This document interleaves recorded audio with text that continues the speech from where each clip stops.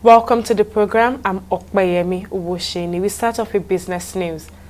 The Securities and Exchange Commission has announced that it is investigating 79 suspected Ponzi schemes, including one operating under the name FF Tiffany. The Commission, in a statement, revealed that FF Tiffany has been widely reported for allegedly running a fraudulent investment operation that has defrauded thousands of Nigerians both at home and abroad. The SEC added that preliminary findings indicate that the scheme promised investors unusually high and unrealistic returns, resulting in the loss of several billions of naira. Now describing the development as a serious threat to investors' confidence and the integrity of the financial system, the Commission assured the public that it is working closely with law enforcement agencies and other relevant authorities to ensure that all individuals involved in the illegal operation are brought to justice. The Organization of Petroleum Exporting Countries, OPEC, says Nigeria's average daily crude oil production increased to 1,505 million barrels per day in June 2025. OPEC spoke on Nigeria's drilling performance in its latest monthly market report. The oil cartel said the production figures were obtained through direct communication with Nigerian authorities. According to the report, the current output signifies a 3.58% rise from the 1.453 million barrels per day production volume recorded in May, also representing the highest output since January 2025. We'll go on a break now and be back with update from the corporate world.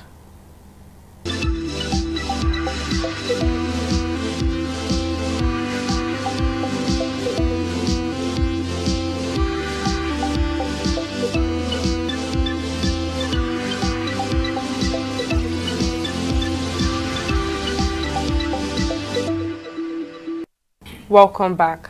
Now, Sterling Bank PLC has announced plans to raise up to $400 million in capital through a range of financing options, including debt instruments and equity offerings. The move comes after the bank's second annual general meeting held virtually, where shareholders approved a capital raise to strengthen the institution's growth capacity and balance sheet. In a corporate statement signed by the company secretary Adeyola Temple, Sterling Bank revealed that the capital will be raised through the creation of a shelf program, allowing the bank to issue financial instruments in tranches or series over a defined period. And Africa's leading e-commerce platform, Jumia, has appointed Temidayo Ojo as the new Chief Executive Officer of Jumia Nigeria, marking a significant leadership transition within the company. The appointment, announced on the 14th of July, sees Ojo succeed Sunil Natraj, who led Jumia Nigeria through a period of economic and operational change, restoring growth and consumer confidence. According to the company, Ojo's elevation is part of Jumia's strategy to empower local leaders and develop talent from within its organization. Ojo joined Jumia in 2020 as the head of planning and performance before moving up to Chief Commercial Officer. He later served as the CEO of Jumia Ghana, where he steered the business to record-breaking growth while also fostering a strong team culture. We'll go on a short break now, but when Money Matters return, we'll be discussing Dangote Refinery cutting down petrol price. I'll bring you more details after this break.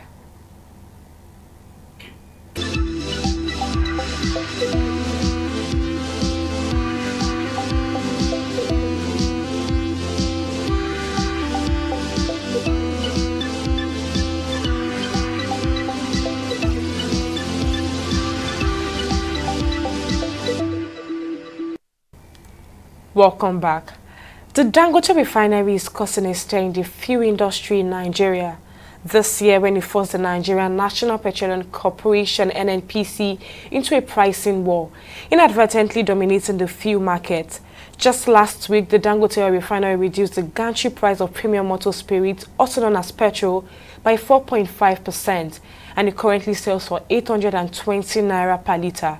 Now, it is rolling out plans to distribute fuel to independent deals across the country for free and also offer credit to its customers, a move that is expected to cut off competition from fuel marketers depending on import and also cut off bulk fuel storage services. Now, this move is also expected to reduce production and transportation costs nationwide. It follows a recent hike by Dangote, NNPC and other marketers in response to Middle East tensions, particularly the Israel-Iran conflict. But while others maintain high prices, Dangote has now reversed course, citing adjustments in the global supply chain. However, some observers are warning that Dangote's increasingly dominant position could pave the way for a monopoly, with long-term consequences for pricing and market fairness.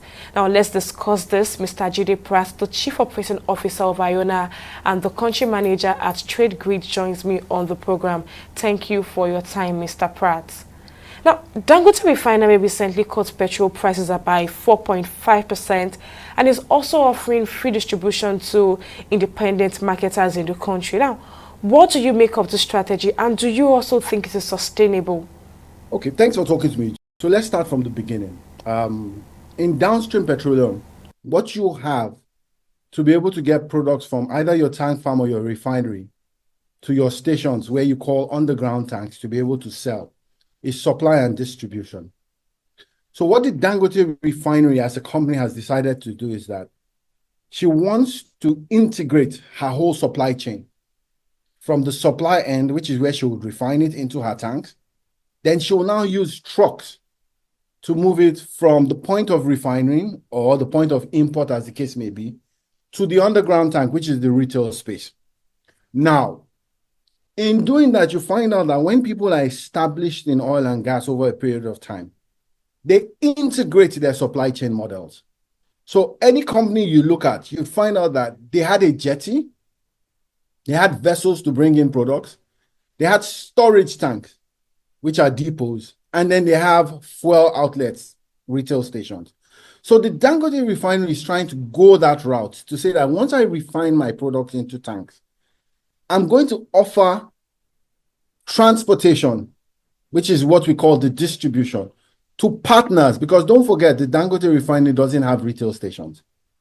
But she has partners who should decide to say, okay, what volumes are you buying? Let me tie you into some sort of transaction dynamics so that I can lift the products on your behalf and deliver it to your stations. Now, this is where it gets tricky because you talked about the fact that is it sustainable? I'm not so sure it is on a P&L basis because in supply and distribution, there is a cost for freight or transportation of petroleum product. There's what you call local, and in the old times, there's what you call bridging. So it's local because it's under 100 kilometers or 0 to 50 as the case may be. And it's bridging when you have to go above 300 and 350 kilometers. So let's use an example that to get to Kano is 14 naira per liter. What it does mean is that if you buy products, and for the purpose of this conversation, assume you bought petrol at 800 naira a liter. If you needed to take it to Kano and it's going to cost you 40 naira per liter, that's 840. Once you get to the retail station, there's what you call a dealer's commission or margin. So if you put 10 naira on that, then that's 850. So I'm struggling to see how it's going to be sustainable over a long period of time to absorb the transportation cost, unless they treat it as a capex item and then allow whoever the partners are in terms of the transportation to pay that cost. I hope that answers your first question, Joy. Now, would you describe this as a full-blown price war in Nigeria's fuel market? And if that's the case, what would you say are the implications of such a development? So what it says is that ideally, in a market that is deregulated, that market should allow free entry and free exit. That said, in a situation where a single player takes a large chunk of the market, it has dissuaded competition and free entry and exit. However, if you look at it from a market positioning strategy, it does mean that if someone builds a refinery, the person can decide to integrate using partnerships as many ways as they can to take a larger market share.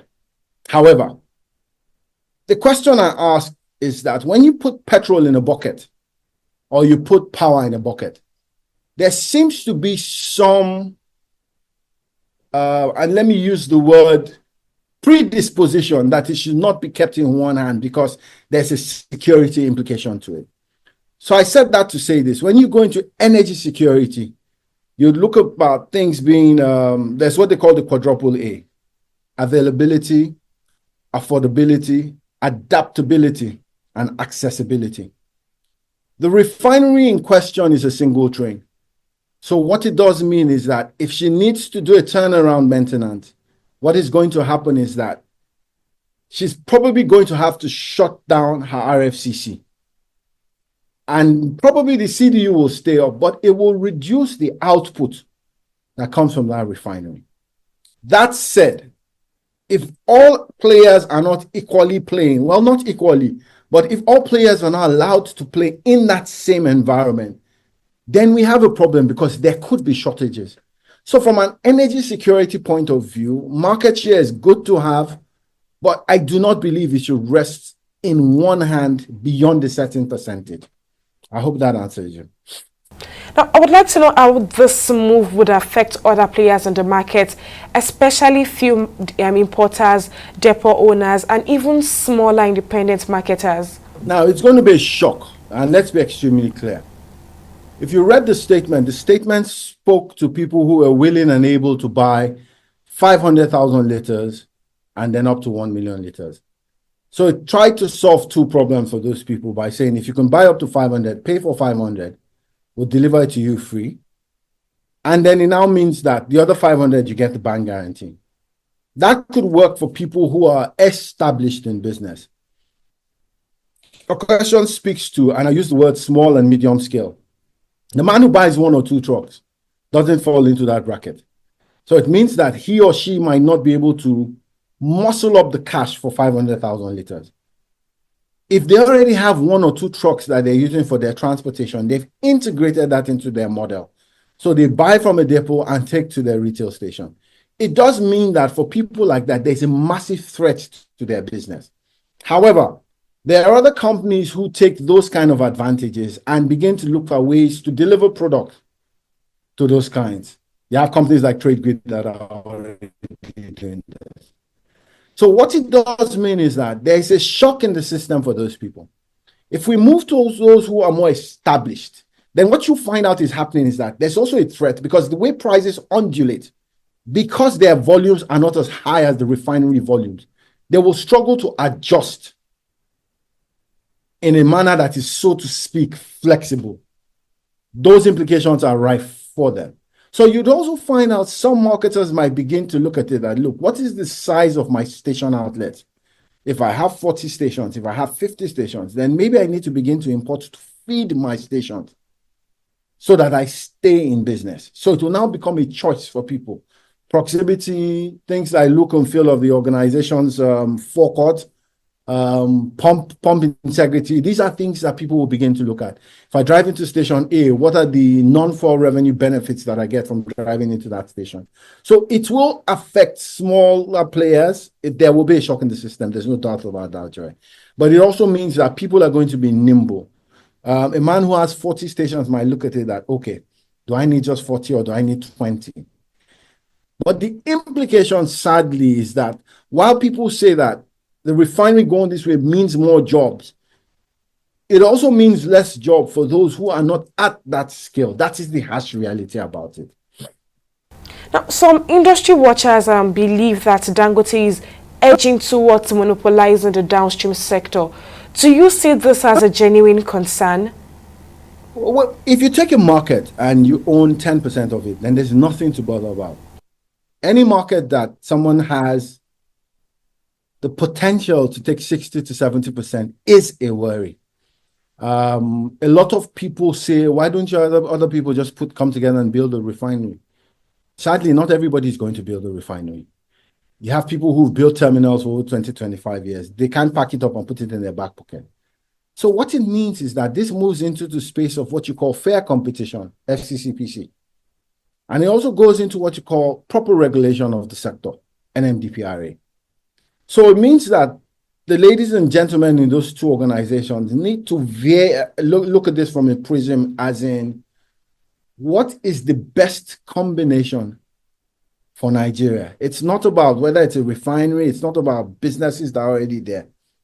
What is the best deregulated model for the economy? How much control is enough? How much control is more than enough?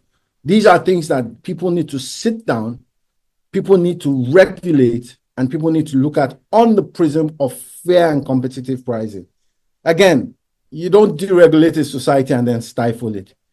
If you deregulate a part of the economy, you must allow competition to fester.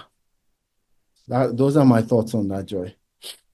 Now, if Dangote becomes the dominant supplier, what long-term risk or benefits could that pose for fuel pricing and consumer access in Nigeria? And again, I think we spoke about this when I was talking about energy security and the quadruple A's. NNPC right now majorly is playing catch up because she doesn't have functional refineries. So ideally, she should buy from the Dangote refinery or import a petroleum product. But once someone takes a position in the market as a market leader, then everybody else is going to follow. The size of the Dangote refinery is enough to give that refinery an added advantage. Now, what does it mean potentially going forward? It means, and again, back to regulation and fair pricing and competition. There must be a way to look at it that all players that have, quote and unquote, the ability and capacity to play are allowed to play. There needs to be some guide from the market, even though it's deregulated, to say these are the input pricings based on Platts, based on ICE, based on Eurobob. This is the exchange rate. This is what a fair landed price should be. At that point, people can take a decision. Do I buy from the refinery or do I go ahead and import? But it shouldn't be a case of either or where we're saying that it's fully 100% refined products alone or 100% imports alone. No, there needs to be a balance and choice must be at the hand of the consumers. Quality needs to be regulated so that people are not bringing in just any kind of petroleum products into the country, but are bringing in products that meet standards. One good thing that we've seen in all this is that there used to be a lot of an issue around FX paucity. That seems to be going away. So right now, you find out more banks are able to open LCs. Maybe that's one way to look at it. So more players can play in terms of the import. Import permits are still being given out, as they should. But Joy, what is still most important is that there must be a balance. And that balance needs to be pushed from regulation and fair competition. Now let's talk about regulators like the Nigerian Midstream and Downstream Petroleum Regulatory Authority. How exactly do you think they can be useful, or what role do you think they should be playing at this point in time? The NMDPA has a very, very massive job and role to play, and she might be struggling to do it. But it's time to push data. It's time to push visibility. So if you went to the website of the Ghana Petroleum Authority, NPA, they have a guiding template which shows you what Platts is, what crude oil is, what ICE is. It shows you what freight levels are, shows you what the exchange rate is, so that it shows you an assumed, and that's the word, assumed landed cost if you were importing products into Ghana. So in Ghana, they have what they call the BDCs, who are the bulk distribution companies that import. So someone doesn't just come as a BDC and put a price into the market that is with no basis. So right now, what does the NMDPRA need to do? We need to get into a stage where they're saying that, look, this is the amount that we make or we use daily in Nigeria. Data now needs to start speaking. Based on that, this is the amount that we're giving as import permits. This is the amount that is coming out locally as refined petroleum product, so that they strike a guided template and balance, so that there are no scarcities, there are no price gouging, and this needs to be done. They also need to sensitize the public more. There's a lot of conversation around oil and gas that I'm sorry, I would say sometimes it's more of a fallacy. People just assume notions. There needs to be deeper understanding. There needs to be people speaking about things like this so that people are guided. But you see, data needs to be able to guide it. So if I went to the NMDPRA's website today, I should see assumed landed costs based on the parameters. I should see a price breakdown. I should say stock, supply, what is available, what is not available, so that it can guide the industry. It's extremely important they do that now. And I mean, this is the best time they need to be firm. You don't create a market. And this is what I'm trying to get at. NNPC was a monopoly for so long. You don't replace a monopoly and now say that, okay, now we have a refinery, everything is going to be from here. That for me is just a swap of monopolies. It shouldn't be that way. NNPC, if and when she's running, should be able to come to the table. The refinery should be able to come to the table. And at the same time, you have major marketers, you have independent marketers who've been in the industry for decades. There must be a collective play of everybody. Now we have the Port Harcourt Refinery, we have the Warri Refinery as well. And just last week, Mr. Pratt, Dangote himself made a statement saying that he does not think other refineries in the country can function. That's after they've spent over $18 billion on trying to rehabilitate them. Now, seeing that Dangote has been reducing fuel price, I would like to know how you think this would affect other local refineries operational or under construction, and also Nigeria's broader energy independence goals. Now, the first question, do I think it will have major implications or not? No. I mean, let's divulge these issues. You've got the Port Harcourt Refinery, you've got the Warri Refinery, you've got the Kaduna Refinery. Those refineries, and I've said this often, have reached their best buy date. They didn't reach that because of the age. They're older refineries. But when you have a culture of maintenance that is ignored, you find out that with every time you need to crank or restart something, if you haven't fixed the parts that need to be fixed, you end up doing more damage to that refinery than good. What has happened with those refineries is that we've started to pump so much money into it. While the issues of accountability are neither here nor there, those need to be addressed. It also means that if you're putting so much money in, but the output is not efficient, then you're wasting money. If you're going to sell it, you need to sell it. The question now becomes who buys it? But the point is also that the modular refineries that are already in place cannot scale to the size of larger refineries. So they'll continue to play their part in terms of gas oil, in terms of marine gas oil, maybe naphtha if they're lucky. Fuel oil, they'll continue to do that and solve regional problems. But ideally, what it does mean is that I believe there's a refinery that is supposed to come up in Akwa Ibom. I think that's the Boa refinery. I mean, these things still need to happen. We haven't gotten to the stage where we say we have enough refineries because we have a super refinery. No. But you find out the refineries play is to crack crude and then sell her products both locally and internationally. From an energy security point of view, it does mean that the more refineries that we tend to have in Nigeria, it means that our import and export balance is a positive in our favor. Because what it means is that we're refining, we're able to feed some local needs, and we're also able to export. So sub-Saharan Africa, you see now becomes, from an energy security point of view, our output on refining becomes very high. But it also means that it also meets local capacity, and we are still allowed those who want to import. So I think we're going in the right direction. We just need to be clear and consistent on that basis. Well, just before I let you go, Mr. Pratt, let's look at the broader picture. What do you see as the likely outcome of this pricing strategy on Nigeria's fuel market within the next 6 to 12 months?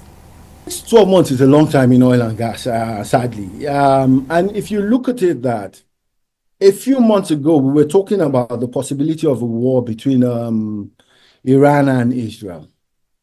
You saw how prices went up. You saw how freight channels around the, the Strait of Hormuz became blocked.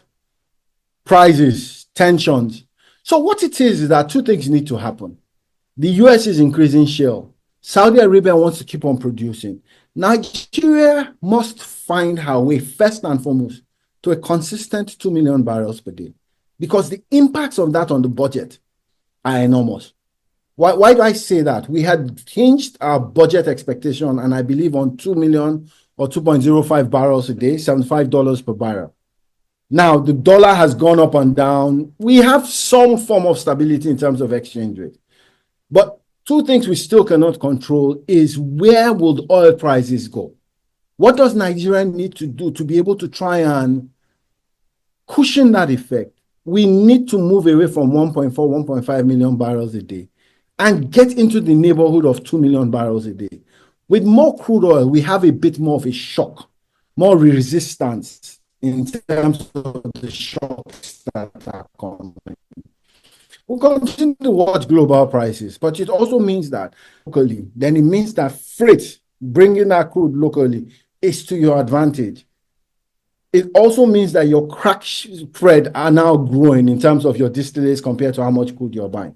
Every time they import more WTI, there's more freight to come into that party.